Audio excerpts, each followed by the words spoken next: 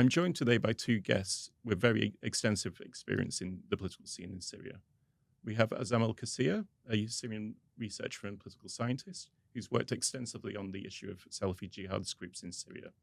Then we have Waad Al-Kateab, who's worked on for Sama, the award-winning documentary, which has a 98% approval rating on Rotten Tomatoes and was one of the most talked about films in the 2020 Oscars.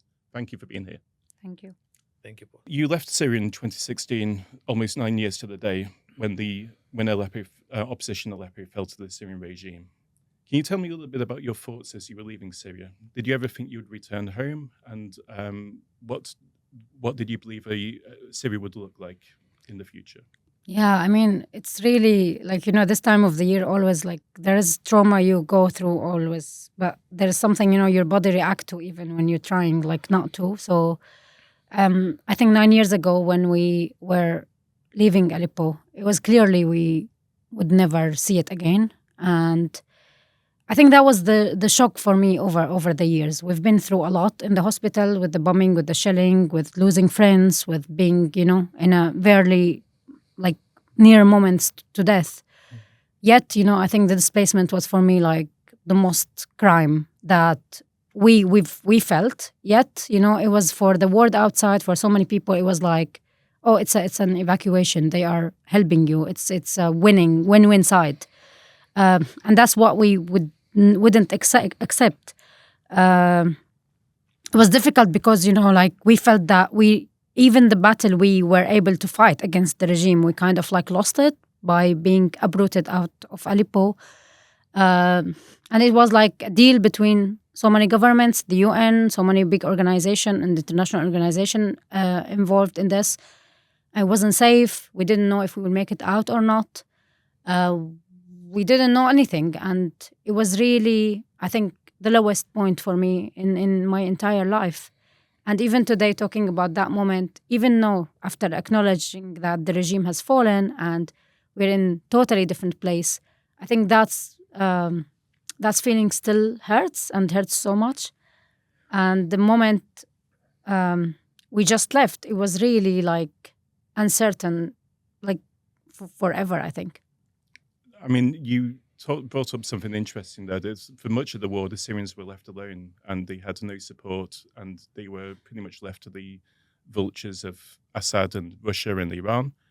And the liberation came, it was a very spontaneous kind of military operation, but it was also one from the Syrians I've spoken to, one which is almost completely owned by the Syrian people. It was a liberation done on your terms.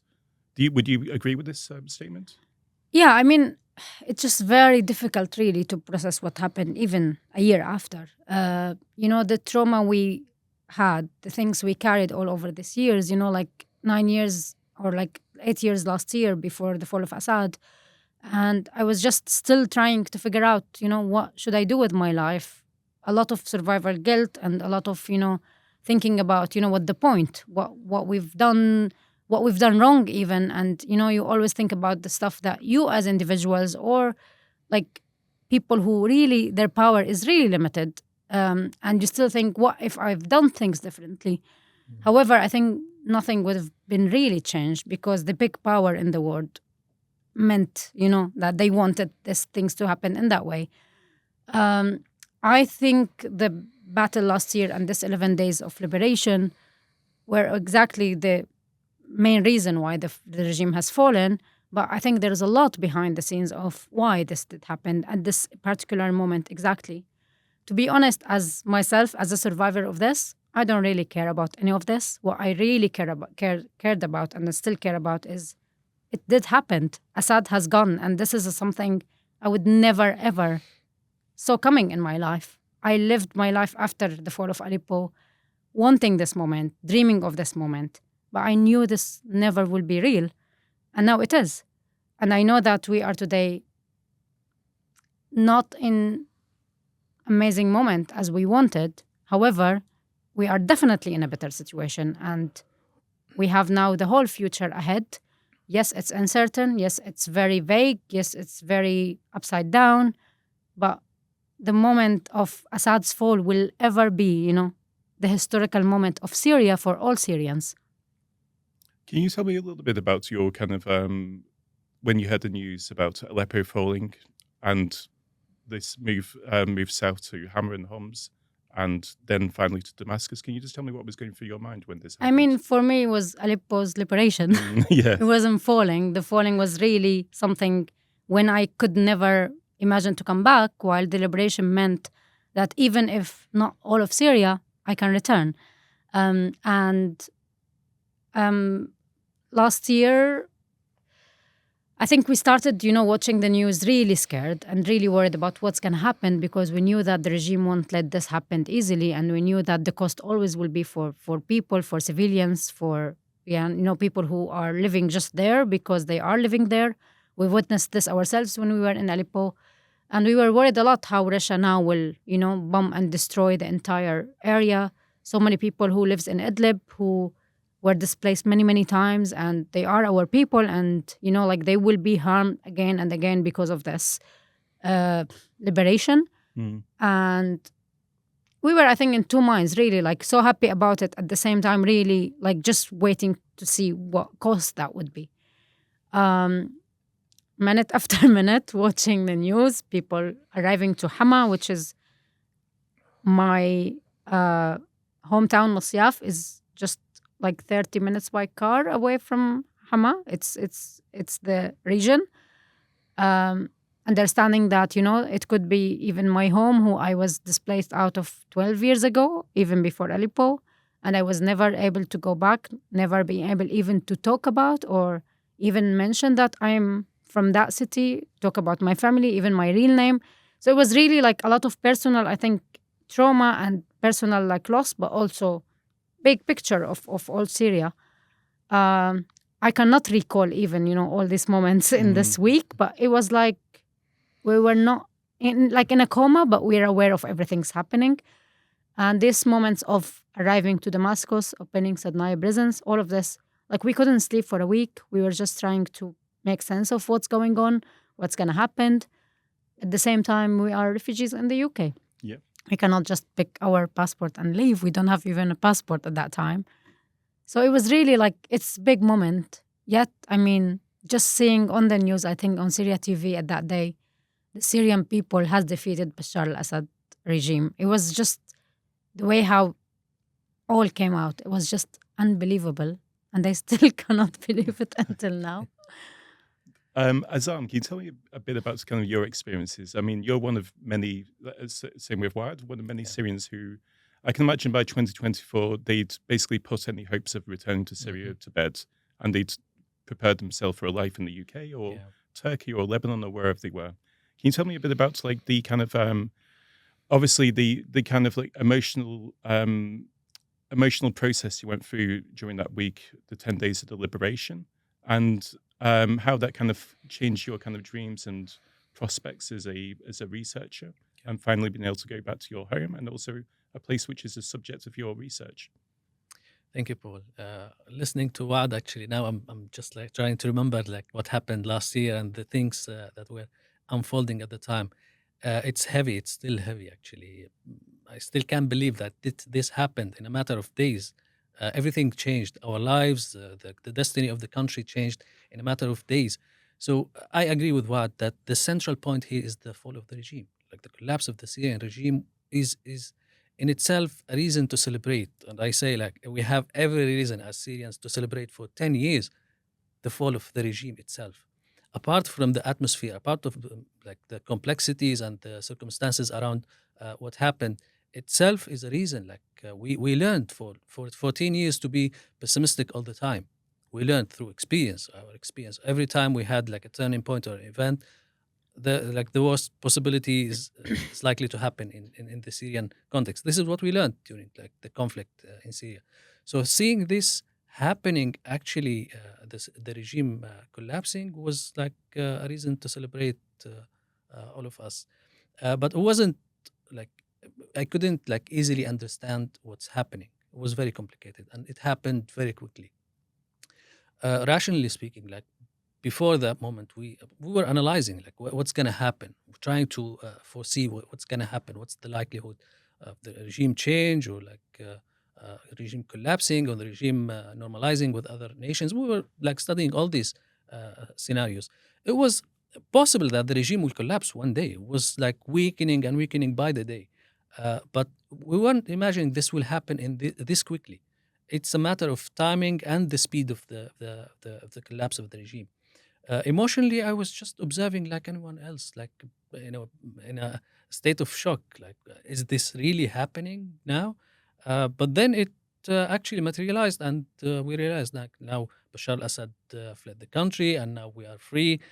So it's a new era for us, a new way of living. Now we can visit the country, we can rebuild the country, we can all our plans that we did in the past about the following day, what's going to happen, how we are going to organize the political life in Syria, our economy and the social life, state of liberties in the country. Now we can do this. Suddenly you realize now you have a country. After we were like giving up on hope, now Assad will remain. Assad is normalizing with Turkey, normalizing with the Arab League, and suddenly this changed, and now we have a new reality. And then gradually we started to face like reality. Now it's not that easy actually. Okay, Assad fell, but we still have structural problems. It's not only like the person of Assad or only a few people around Assad. We have structural problems in Syria.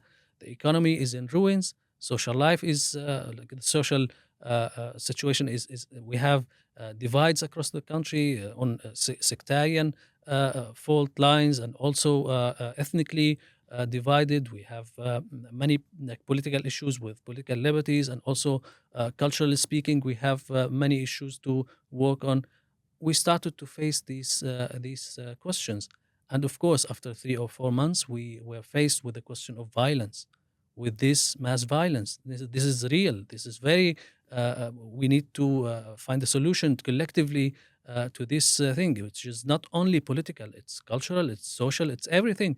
Now we were faced with this hard reality. We need a comprehensive approach to deal with the Syrian situation. It's not only a matter of replacing the Syrian regime, which is a cornerstone in this. It's very important. It's central to the process of rebuilding Syria, but it's not the only step needed. We have many other things to do and start working on.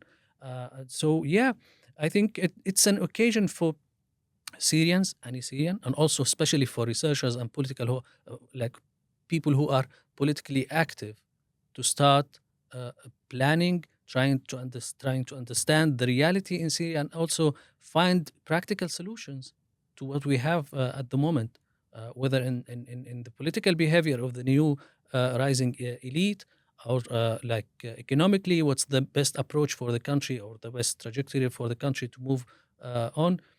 So we it's an occasion for us to start researching and also finding recommendations on how to move on. It's very interesting what you both mentioned about the period of the liberation. You both have links with cities, Masyaf and Salamiyah, with large minority populations.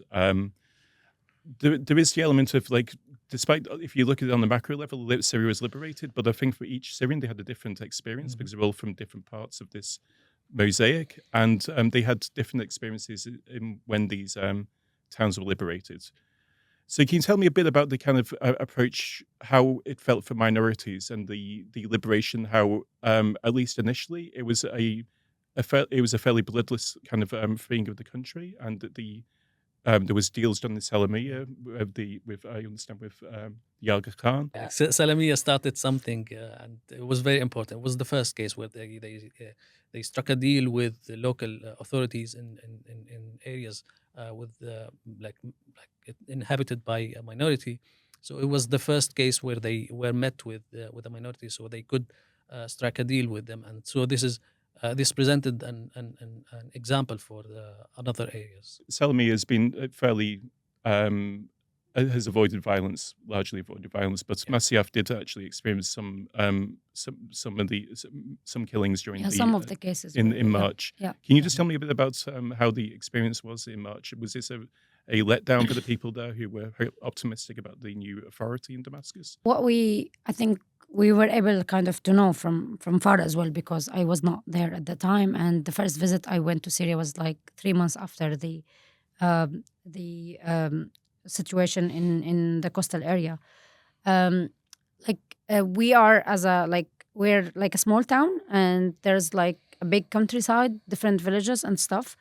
And what we I think like managed to kind of document or learn about was like one village where there was like a massacre happened there. And the fact that, like what was really difficult at that time is really the access and how you get, to know exactly what happened, with coming with also a massive wave of misinformation and a lot of documented cases, which, like they kind of like you don't know really now what is the channels that you can listen to, what's going on. And I think it was really heavy because I think for me personally, I don't I I was seeing that coming, and I was not shocked actually about what happened exactly. But that doesn't mean like this is something we have to accept or we have something to like agree with. And also at the same time, it's really disappointing because, like as this 11 days of liberation where we felt that, there's so much hope, not just about the fall of the regime, but also that we are able to deal with all this 14 years of violence in a different way. And that's really gave us like, maybe we were naive at that time, but it really gave us so much hope that no, actually, it's not going to be a bloodshed, as the regime was kind of talking about. So the massacre in the coastal area, and then later on in Suwaida, these two big events, it's really ruined this first year of hope. However, I think the situation is really complicated, and I personally couldn't really kind of get my head around what's really going on. And at the same time, you really have to fight back about so many things. Like should not be okay. Whoever you are, whatever you are from, whatever you lived through, whatever is going on, this is violence, and people who are victims, no matter whatever like is your identity or you identify yourself with. With all of this being said, it was a whole, I think, violence coming up also on the social media, which for me, to be honest, like I was just watching this and say, if you guys on social media have weapons, like a much more massacres would happen just by the hate speech that was going on. The like everything was happening was like just brought up there, and sometimes it's become the reason why the violence on the ground happening, and sometimes it's become the consequences of that. And in both cases, we are losing. We are reached a point where now we have like a new era. And do we really want this new era to be starting over the blood of other people? It was really, for me, difficult to process and difficult to accept and difficult even to find any justification for that. So, I mean, we're still watching. We're still, unfortunately, coming with the first anniversary. I wish things were different. I wish we were able really to celebrate all of us as Syrians. So many now places in Syria are still destroyed. People could not even return, and there's a lot of trauma. There's a lot of real like poverty in many areas. So many detainees who we still don't know the fate of them. So on the trauma level of this 14 years, this is still a very present situation in Syria, and yet it come up with additional more violence in two important places in Syria. In really like, I don't know, it's just really like, I'm really happy that the regime has fallen, and there's no way you can compare what's going on today with what happened before. Yet, can you really feel like, it's what we hoped for or what we wanted? It's just really difficult to like process.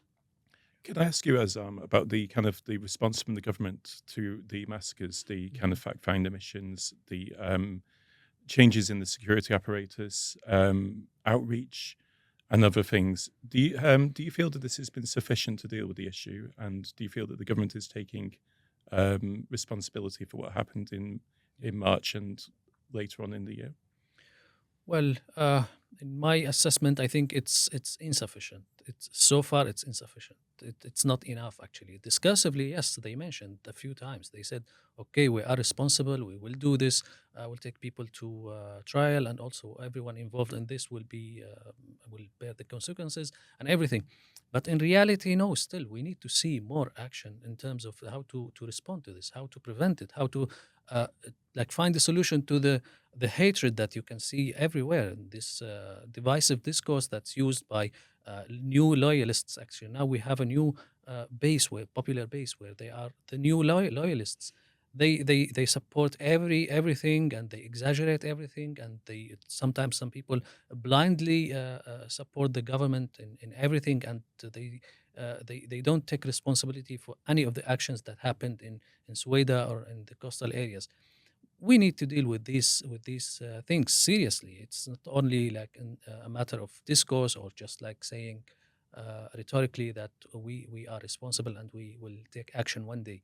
We need to see this in reality. We need to see people being tried, people committed massacres. So we need to fix this. I don't think now the country is in a place where we can say, okay, now we are standing on a stable ground. We will not see these kind of actions happening in the future. I don't think we are safe and immune to this happening again. We are not. We still have the same inflammatory discourse being used everywhere. The government is still supported by these called Faza, which is the paramilitary factions supporting the government. This is very problematic. If we are saying we need to demilitarize these factions, and only the state will have a monopoly over the use of force, we need to see this. Actually, we need, if we are asking everyone to give up on their weapons and hand in their arms, we need to ask everyone to do this. Not only people who are supposedly against the government, even supporters of the government themselves. The tribes, the sectarian factions, everyone, apart from the state and the official apparatus, the military apparatus, the security forces and the military itself. Apart from this, everyone should hand in their weapons. This will ensure that everyone is feeling secure and feeling protected. Now we have a state, we have only one party who's responsible for protecting every Syrian, not only part of the Syrian population. This is very important, and this messaging is central to spreading this state of stability and trust among Syrians. So we need to see more action actually being taken. What's going on really is like the extreme of everything. And like people who are loyal to the current government, and they are blind really to what's going on. On the other side, we have also people who are not accepting this, whatever is going on. And to be honest, just if we want to read the reality today and what's going on the ground, there's some people say is okay, so look, there's positive indication and negative indication, and we can work on that and move forward and try to deal with this. My issue with what's going on, that some of the most sensitive priority, kind of important things that we need as Syrians are being neglected and being not dealt with it in the same sensitive lines of what's going on. The transitional justice, for an example, and the way how the whole country is dealing with this. The whole vision of we're moving forward and we just don't want to stuck in the past. For me, as someone who survived what happened in Syria, what happened in Aleppo, even within the current government vision of dealing with Russia, for an example, I cannot move forward. I cannot just look at the future of Syria without really facing what happened, without really dealing with what happened, without first, what they call it, acknowledgement of all the crimes that happened. The way of just trying to just let's move on. Let's move on. It's not the way how we I cannot heal with this. And if I personally cannot do this, I don't imagine how a whole community can heal without really facing everything is going on. And I understand that the current government maybe is not ready for this, and they don't have the capacity to do this. They don't have the knowledge to do this. And sometimes it's about, opinions. And this cannot really build a country. Today, if we are talking about Syria, who's a very big place, has very various like identity and like culture and thinking and experience as well. And that's really what I came across when I visited, like the gap between what happened in east part of Aleppo and west part of Aleppo, what happened in Homs in different like neighborhoods, what happened in my town, Masyaf, between different families who some of their, for example, like one family, two of their children were killed, like in not like they are young men who were in the within the Free Syrian Army who were killed in 2014-15, and for years this family could not even say one single word that they have two young men in their family were killed. This kind of trauma and pain, within their neighbors who are could be the same, like Sunni Sunni or Alawi Alawi. It doesn't matter really now, but the difference experience with extreme trauma between different, like communities in Syria, or sometimes even families, or sometimes individuals, cannot just be like, okay, let's just look forward. There's a lot to work on. There's a lot to try to have this conversation and talk to people and make people talk to each other and make people even to understand each other experience. Because within this, like, there's no way we can look at the future without really dealing with the past. One of the things you mentioned, though, is about the kind of the need for dialogue between different communities, because each Syrian has suffered in lots of ways. The Alawi community suffered due to the regime using them as cannon fodder, essentially, in the wars, and also the using sectarian discourses to make them not trust their neighbours. And you also have the Sunnis. I think this is a very relevant thing for the coast, who also felt after the Falul attacks in March, they felt betrayed. They felt we've finally liberated our country, and now we have a element within the country which wants to take us back to the days of Assad. Mm. How important is it for civil society to play a role in bridging these kind of suspicions and gaps, do you feel, between these different communities? I think just for years, we had a chance to maybe process what happened, not heal, maybe because heal is not like an easy word to say, but we had a chance to take a distance and look back at Syria and think about it in different ways. While like people in Syria within Idlib area or different areas like within Aleppo countryside or even Hama, Homs, Damascus, Suwaidat, so many other areas, like there is a big gap between, how these different people can see what happened, and not even how distant they are from what happened.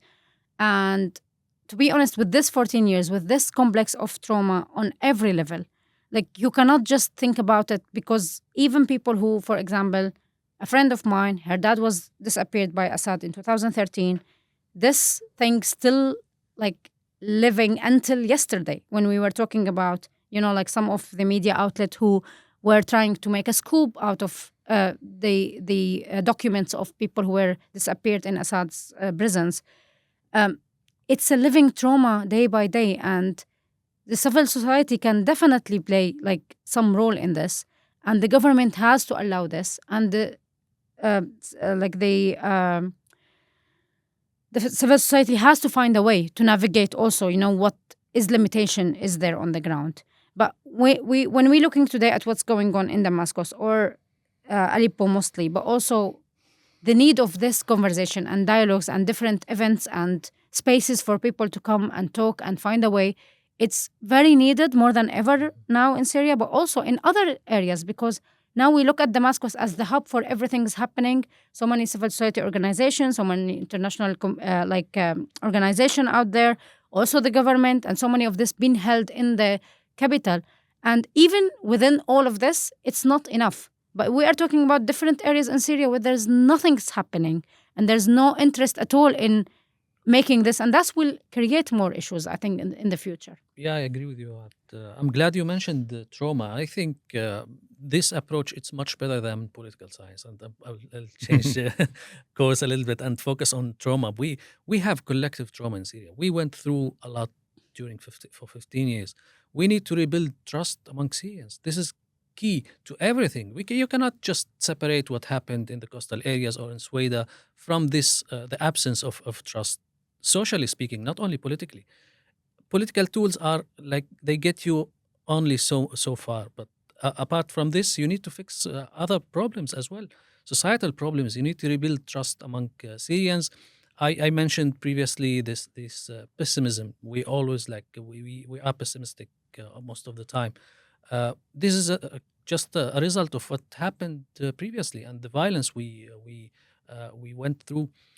I think the approach of collective trauma is much needed now, not only like political or like theoretical approaches. We need to deal with these societal issues. And the role of civil society, just to reflect on what you mentioned, is very key here. You mentioned the case of Salamiyya. I think what made Salamiyya a successful case is the presence of an active civil activism or civil society organizations in Salamiyya. Many people talk about the role of like religious institutions such as the Ismaili Council, for example. It played a significant role there, but it wouldn't be successful without the presence of other civil society institutions supporting the council, and also the council working hand in hand with others in collaboration with the rest of all the powers present in the society there in Salamiyya. And also, what prevented a very horrible scenario there in Syria is the openness from the side of also the people coming from the people of Waad Al-Udwan, the campaign, coming to Salamiyya and showing openness to deal with civil society organizations and local authorities, such as the council there. The presence of this openness and the common language, now we need to preserve the safety for every Syrian and to protect the lives of every Syrian. These are the basic elements that we need, and we need to build on the presence of the civil society organizations that are capable of implementing this. So I think Waad mentioned also Damascus. It's a problem when we only concentrate the presence of civil activism in certain pockets in the country. We need to make this mainstream. We need to encourage civil society institutions in the coastal areas, in other neglected countryside areas as well. It's key. We cannot just depend on the political authorities or the official bodies of the government to do everything by themselves. We have lack of capacity and lack of capabilities from the side of the government. And now going back to the role of the government, I think the problem is the absence of humility. We understand now that the government doesn't have all the means to implement or to materialize their plans. But we need some humility for them to say, okay, we couldn't do everything. For example, what happened in the coastal areas. We were not able to restrain people or just contain the situation ourselves. It's much more complicated, and we don't have the capacity, we don't have the power, we don't have the influence to restrain everyone and contain the situation. Would have been much easier and more genuine, actually, because we know that they can't do everything themselves. They inherited a very, very difficult situation in Syria. Any other government wouldn't be able to just in a decree or two to change the entire situation. We understand this, but we need at the same time humility from their side to say, okay, we can't do this by ourselves. We need more coalitions, more negotiations, more interactions with every party internally and externally. Externally, we saw a lot. Now, all the concentration, all the focus is being on fixing the international relations and getting this acceptance regionally and internationally. But internally, we haven't seen enough. We need more dialogue, more serious dialogue. We need collaboration with local authorities and local formations. That would be make it easier for the country to move forward towards rebuilding. And part of that, I think it's also like we need to talk to them. We need to keep talking to them. We need to put pressure more on them. And to be honest, like many or some people, I think from even like people I know, they've seen like now it's a dead end. I think everyone who still see it as not dead end has to keep going and keep pushing. And unfortunately, like the environment in general, especially like when you look at social media and this kind of like the more not ground like situation, it's really difficult to navigate. But I do see like any possible of doing anything inside Syria is happening, and it's great, and it's really the impact of that. It's really lasting, not just for what's going on. So, like for one example, like when I was there, it was just 2 weeks after what happened in Suwaida, and like for a matter of like 1 week, I didn't see one person, not from the general security, not from the activists who were there, not even from the normal people who were civilians in Aleppo, even the areas where, like supposedly like where like, so for example, like pro-Assad, or the areas who were under the bombing and the shelling. I haven't seen one person looking at Suwaida and saying they deserve what happened or this is what we want to happen. So the amount of sympathy that's happening on the ground is really a lot, but at the same time, the amount of misinformation and the way how you can really like turn someone who had so much trauma, so much violence in their lives, to turn it into another violence to a different place. It's also very easy. And the way how, like the civil society can play a big role of this. And I hope the government now can totally, learn from what happened and think that violence is not the solution. We have a lot to do. And there is, I don't know, like what we've been through in the past years.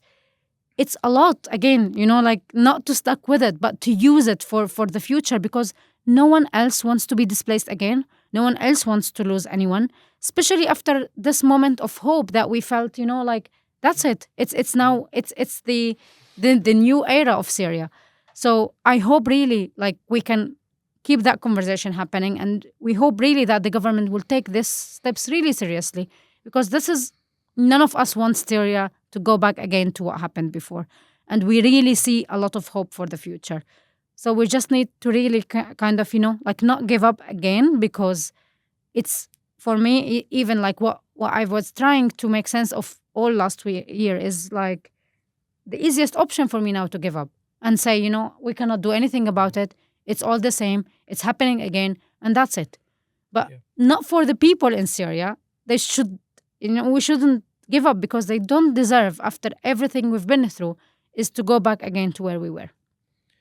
I think another manifestation of the trauma or the collective trauma we have is the misunderstanding of the concept of opposition from every side, actually. If for people who consider themselves to be part of the opposition to the new regime, or people who hate the idea of opposition, they don't accept that we should have an opposition to the new political elite. Now, this is because we, through like the time we spent during 14 years, we didn't have a space to learn how to be political actors and play politics normally. We reached like a tipping point with the relationship with the regime. Revolution was the only like solution, the only way to move forward. We cannot oppose the Syrian regime without like an entire revolution. We need the collapse of the regime. We don't want just simple changes. And we, for 14 years, we were doing this. This was our own of opposing the regime. Now we have to learn that there are other ways to oppose the regime. It's not only like it's not binary. It's not Either or. You change the regime completely, or you change. We are learning we are learning it hard, actually, that we need to play politics.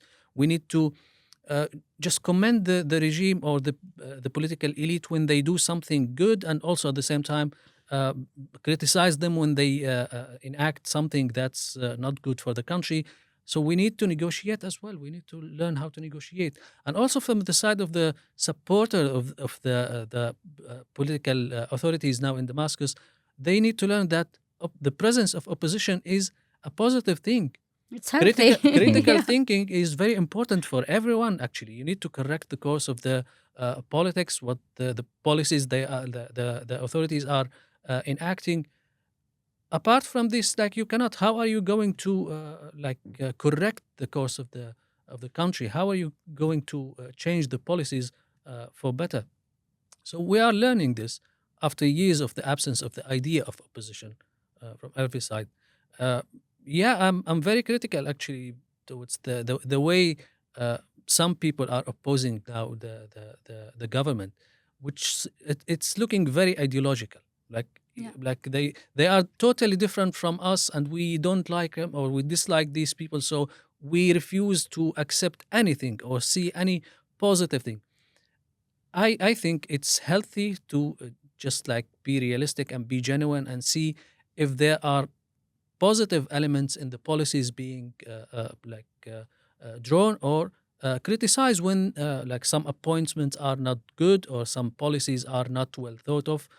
So yeah, we need a balanced approach towards like the political authorities from both sides, supporters and the opposition as well. Yeah. And like it was difficult to find the space even like to talk about anything you want. And that's, I think, we started to feel like we're isolating them ourselves sometimes from any conversation, because everything turned into really like high level of violence, even on social media. And that's really like, we have so much trauma. We're trying to deal personally with so much things. And at the same time, you have to like always, be there and try to like navigate what's going on.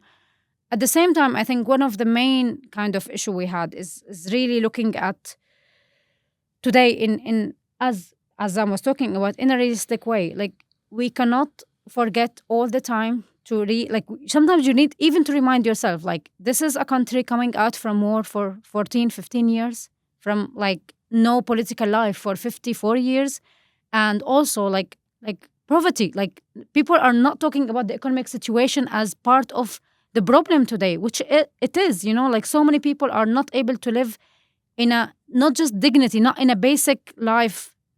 What's going on, and of course, what we want and what we hope for and what we want every time is like a state where it's respect its people, where it's freedom, dignity, and all the things that we were fighting for 14 years.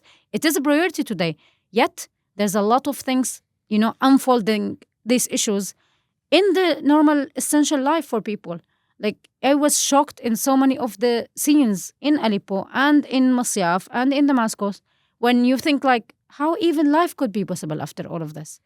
And you have to keep reminding people that whether the government, whether the people today, like it's a whole collective trauma situation in a very complicated way that we cannot even unfold. So in 1 year, 2 years, and 3 years, and I think we all expected this. We were not talking about like, but when you come to the ground, you want things to be different. And this is what I want as well, but we're not realistic in so many of the cases, unfortunately. One of the things I would say in defense of the government, the authority in Damascus, is that they recognized the issue of economics and poverty as being one of the fundamental kind of dividers and one of the fundamental issues for people in the country. And they've spent a lot of time and resources, it seems, with America, trying to have the sanctions lifted. And once these issues are sorted out, it could mean that investment returns to Syria.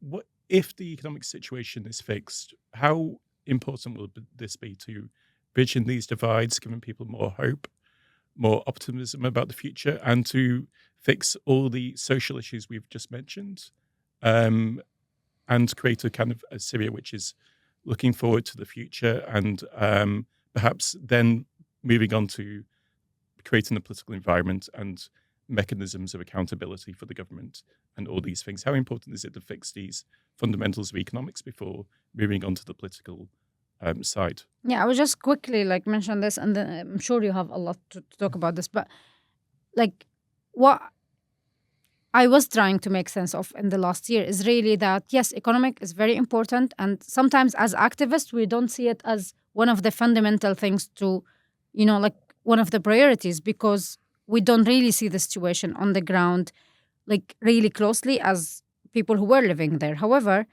I think thinking about it as priority, what's really difficult last year was like there's no one priority, and you can't put your priorities in a 1, 2, 3 like situation. It's a continuous work on all these together, because yes, you can fix economy, but if the country went into another civil war, how does that would work. It has to come all together at the same time, and the work should be on all these levels together, because there is no way you can fix one thing without the other. It's really complicated, and it's coming together in a very complex situation. But I was going to yeah. say the same. Actually, things are inseparable. You cannot separate economy from fixing other problems like the social problems and other political issues in the country.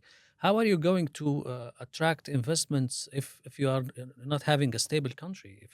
If everything is threatened and like you don't have normal interactions inside the country, you cannot work on one element and ignore other elements. Fixing the economy is essential, but at the same time, dealing with serious societal issues is also key. And for me, I think if I have to choose, I would choose fixing the societal problems first. This will be like the inviting atmosphere and situation that will enable any investments, any projects, any big projects to like take roots in the country and start growing. Otherwise, it's impossible. Even if you secure lifting all the sanctions and if you have new agreements and deal with every international power or international organization, unless you have a stable country and a stable society, you cannot invest or attract investments in the country. That's a start for me if I have to choose. But preferably, they should go hand in hand together. You work on stabilizing the country, and also you fix the problems with other parties. Another issue is the government's approach, which is focusing on the macro level, on these agreements between governments, between with the big organizations regionally and internationally.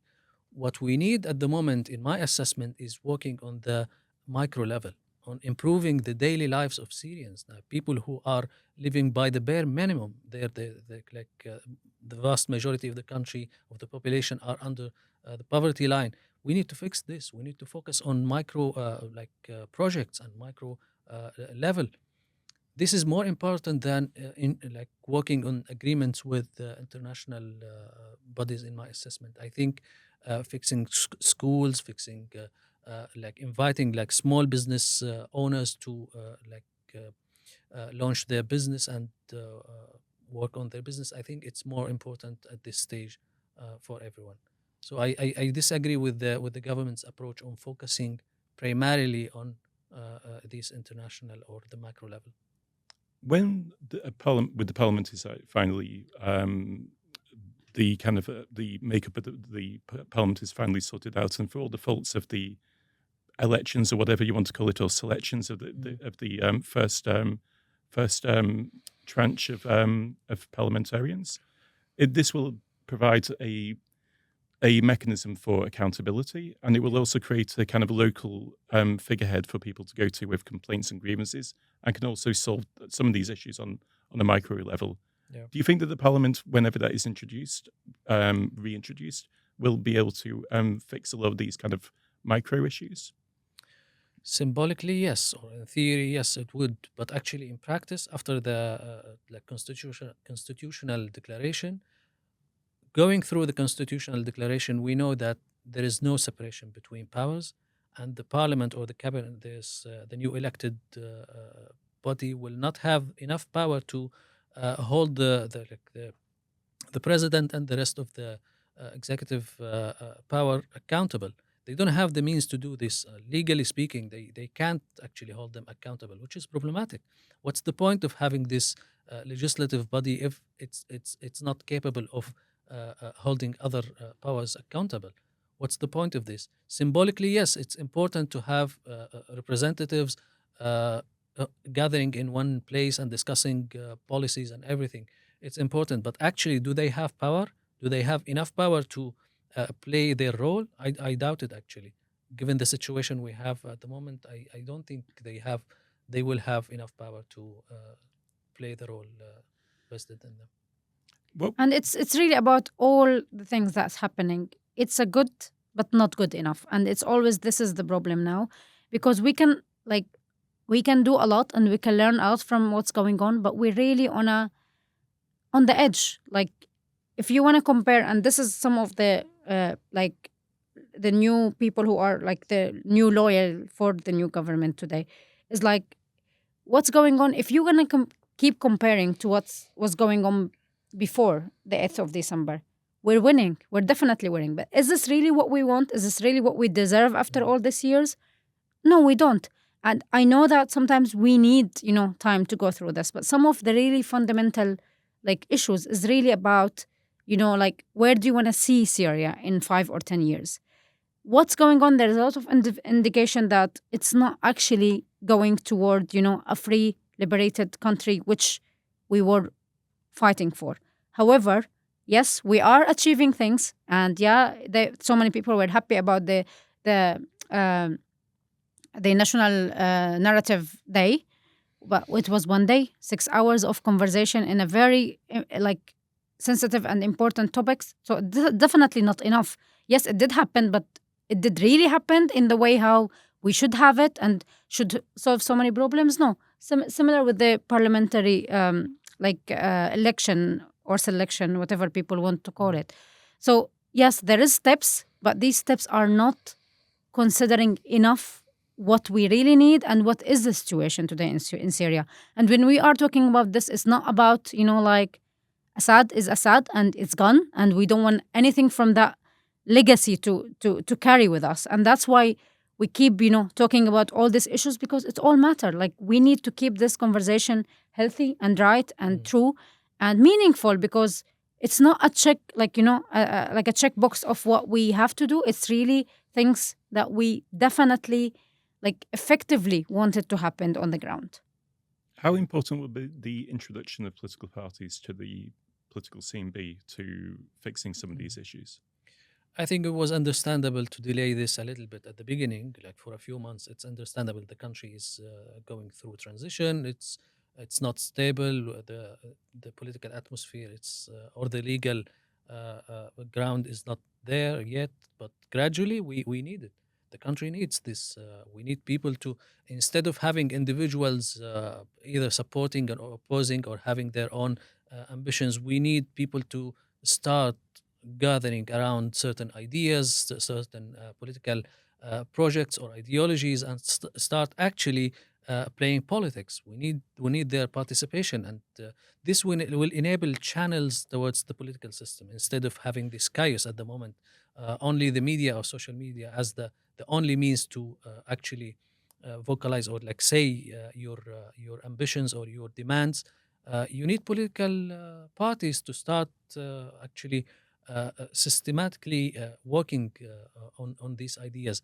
I think now it's time to start thinking of how to create the legal atmosphere or the legal system that enables political parties to perform, and also for people themselves to start organizing around ideas and organize themselves. I think it's essential for the stability of the entire political system. Now the polity is centered around the office of the president, which is not healthy. Understandable in the very first few months, as I said, it's justifiable.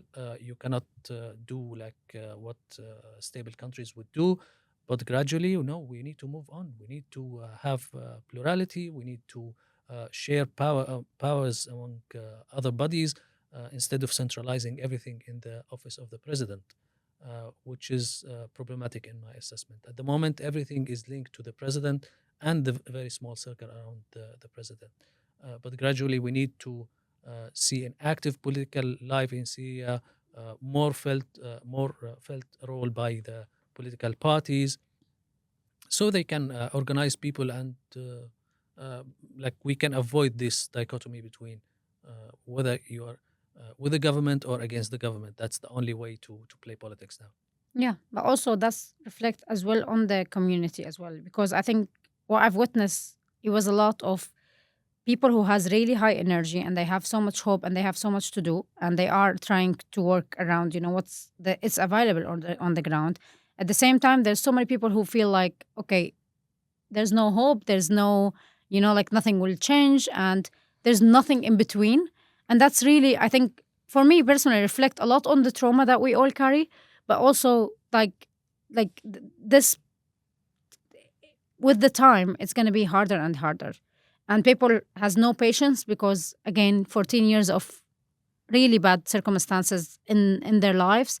And like we are talking also today about really like important issue. Like there are so many people who cannot still go back to their villages, so many mines within this destroyed buildings and places who were totally like destroyed, no essential like cases like water, electricity, schools ready for the school to be able to return. And in the way from like Damascus to Aleppo, like so many of these villages on the road where like you can see people bringing their tent, placing it there and starting their life there, but there's no actual life around. So it's a year, and so many people couldn't. Like some families, I know they returned back to the camps where they were, and like how they can we're talking about really essential things here.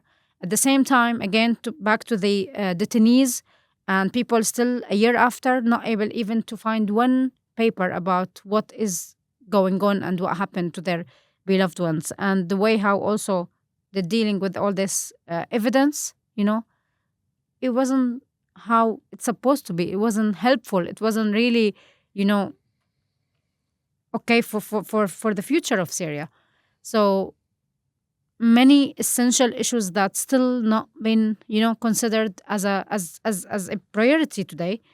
And also on the other side, I think when I was there, I visited many people I know who were with us in the past 14 years. Some of them in Aleppo, some of them in other places, and they are now taking over in some positions in the government and in some really like, for example, Ministry of Health or one of my friends. She is she's has a leading role in the electricity what they call it, like center in Masyaf. And all of these people, they are just talking about how like the corruption and the legacy that Assad left behind and the laws that were at that time, the amount of people who crossed that laws. And now you are talking about time when you have to set everything right, but it's not easy in the community, and there's so many complicated things that still they cannot really unfold, and the laws that sometimes are like not good laws for the people, and yet you cannot just change it like legally. So there's a lot of issues like on daily basis that we cannot even sometimes see. And when you go closer, you find like, okay, even if people wants to do this, they cannot do it. Like so many of the laws specifically, it's still like a big issue today. Is there something that Parliament can help overturn, though, once that is established? Some of these former laws from the Assad era? I don't think it's not just a matter of the presence of these laws. It's practice as well. It's how Yeah, people yeah, practice. definitely I think practice. that's why it's changing the laws themselves. It will not fix the problem. We need to enact this and implement it. You need to show that now we have different way of managing things. It wasn't only like a legal problem in the past. We didn't have problem with the laws. The laws themselves, if you read them, they are just normal as any other law. But in practice, the problem is in practice actually how you implement these laws. So we need another way of dealing with this. I think we need to realize there are some elements that you cannot change in one day. We recognize this. So there are some behavioral, some cultural, some other elements that need long-term plans and long-term ways of dealing with them. But at the same time, there are other issues that you can change. Accountability and transparency, these are key at the moment, showing that now we have this a change in place. We changed the ways how things were going during the Assad time. Now we are showing another way of dealing with everything. Accountability here is key and transparency is key. I don't see enough of the transparency. At the beginning, after the fall of the regime, we said, okay, now we have to depend on loyalty to ensure the stability of the new system. Understandable. Gradually, we need to show more merit-based appointments, appointments based on certain standards. How are you appointing these people? On what basis? What are the qualifications? What are the skills you are looking for in these people? You cannot just accept now the appointments of these aides and assistants and consultants on interpersonal trust or personal connections. Gradually, you need to expand a little bit and try to find talents, to find people who the right people who can fill these positions, whether in ministries or in other places within this system. So transparency is key, and gradually we need to see more of this. At the moment, we have this dichotomy between the facade or this, like what you see from outside. You have a government, you have this parliament, you have the office of the presidency, and you have other official bodies.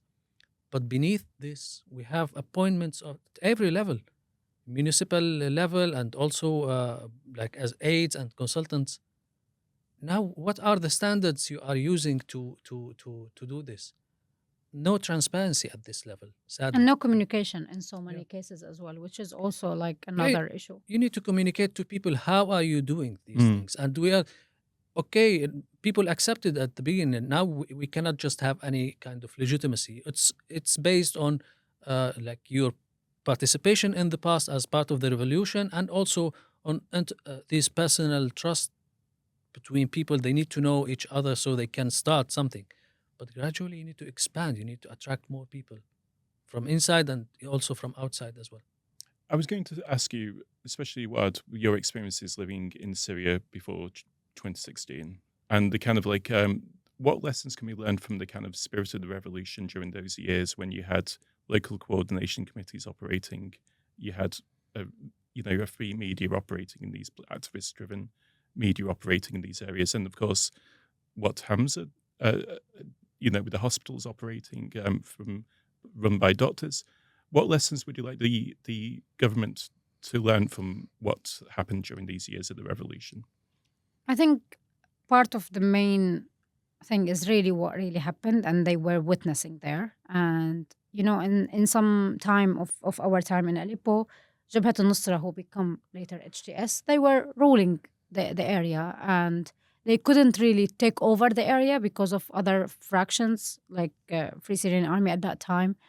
And we had a presence of civil society in a very, very like individual and group like kind of gathering. And we had a say. We had a word. We were fighting with them on everything about our freedom of like how we speak, how we do. And to be honest, like in so many of these times, like now when I look at this time of 2025, one of the people I know there, and he was with us in the hospital, and he was part of Jabhat al-Nusra at that time. And just the first time we met after the fall of Assad, I've told him, like, if you were just like this, like 8 years ago, we wouldn't be in this position now. So we have to understand that, yes, they did change. We did change or not, I don't know. I don't feel myself changed at all. I'm still in the same mentality exactly. But we all have to think about what's coming and how can we really think of this future for all of us. There's no way one mentality or one practice can, work on all of Syria. And this is not what we want. And it should be the law. It should be respect. It should be dignity. It should be freedom. And it's all about, how can we learn from everything happened before and think about the future as something for all of us. Are you surprised at all by the kind of relative pragmatism of Shara and other people in former HTS figures? I mean, I know that when HTS, kind of led the liberation, there were fears that Damascus would not look like Damascus as it is now. People thought that it would be something like Idlib.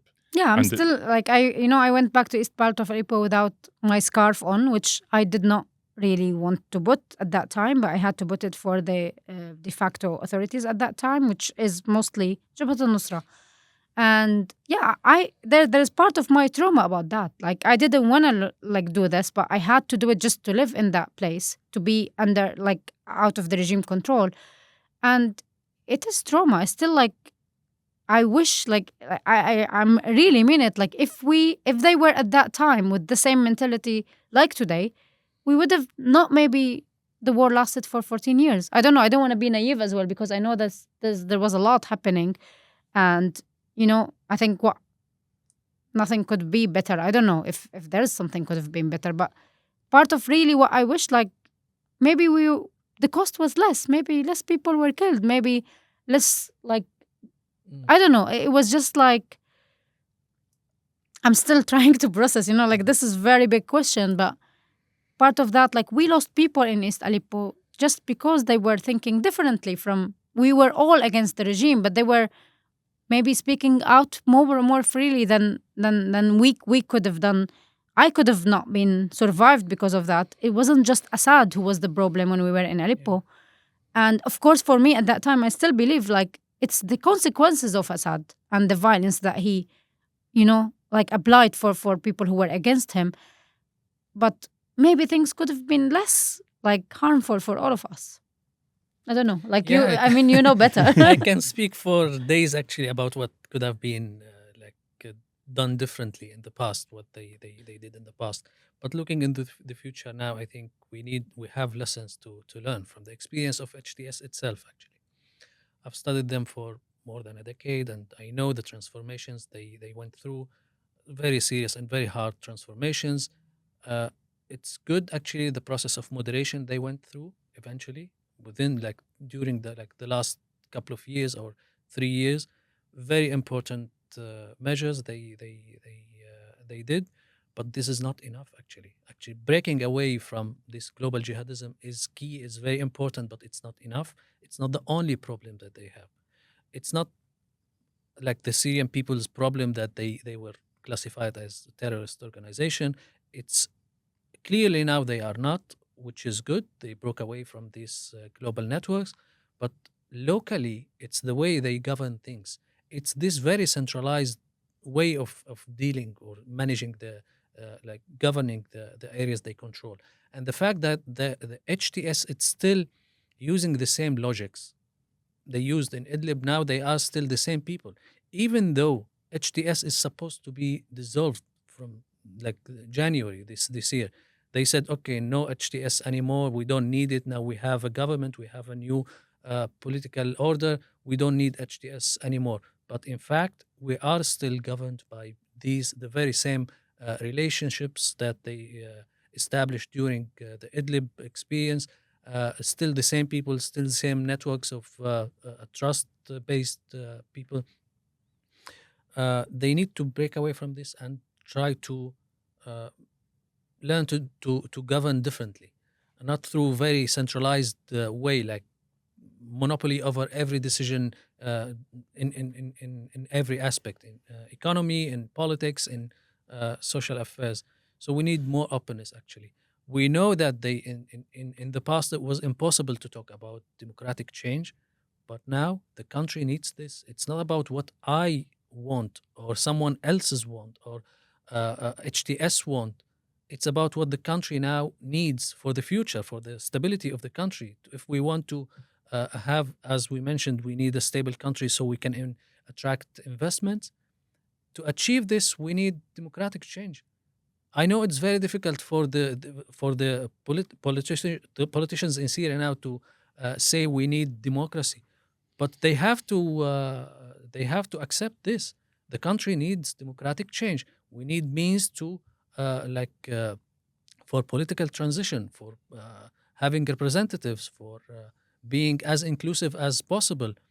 So we don't have these grievances amongst minorities, amongst certain elements of the Syrian society or certain sections of the society.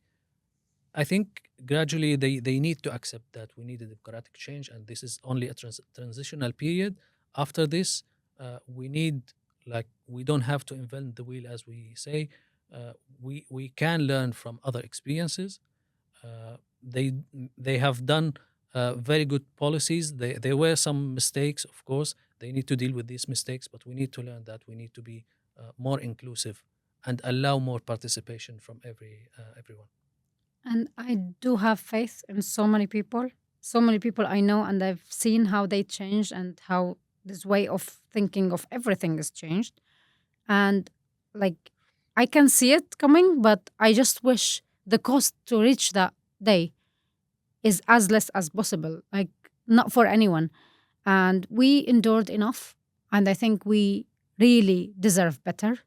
And like, there's no way, like Syria is bigger than Assad. We believed this before, and it did happen, and it's the reality today. And it's bigger than Hijri, it's bigger than Shara himself, and everyone has to understand this. Nothing lasts forever, and we really need to believe in this. And we do, because, this is like so many people in Syria lost their lives fighting for this. And it did happen.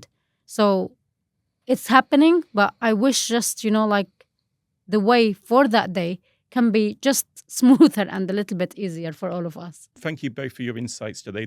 These are very important, and I think we've learned a lot from this. So thank you again, Waad, and thank you also, Azzam. Thank you for Thank you having so us. much. Thank you. Thank you.